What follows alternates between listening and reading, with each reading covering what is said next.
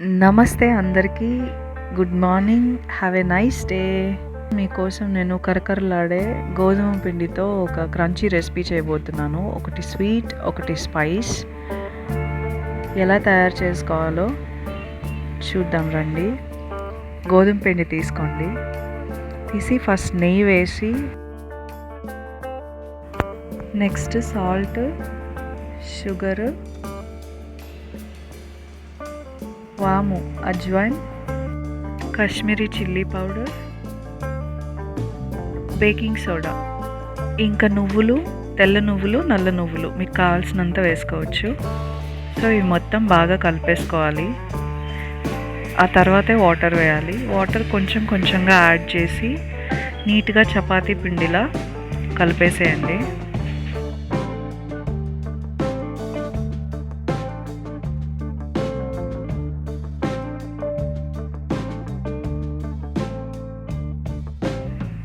ఇది కలిపి ఒక హాఫ్ అన్ అవర్ పక్కన పెట్టుకోవాలి.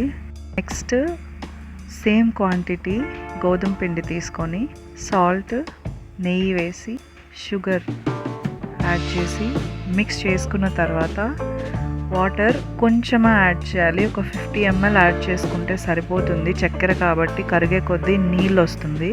బాగా కలిపేసుకొని పిండిని నీట్గా నీట్ చేసి రెండిటికి హాఫ్ అన్ అవర్ రెస్ట్ ఇవ్వాలి. తర్వాత చపాతీలా చేసుకొని కట్ చేసేసి ఆయిల్లో వేసి ఫ్రై చేసేసుకోవాలి.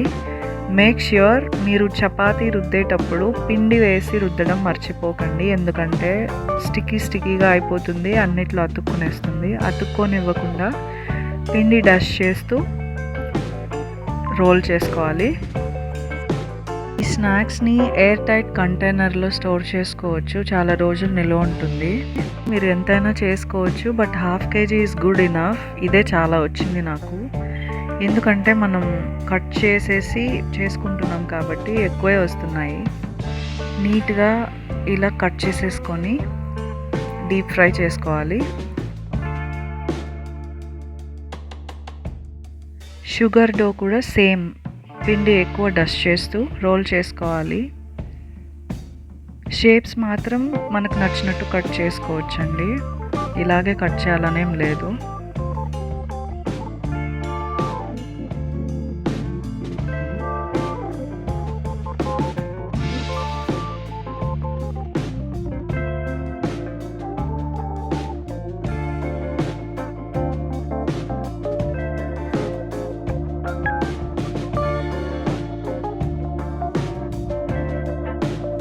So sheeting is done.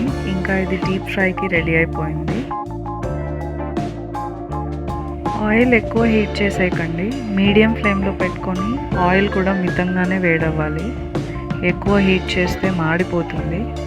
Medium ఫ్లేమ్లో పెట్టి స్లోగా ఫ్రై చేసుకోండి.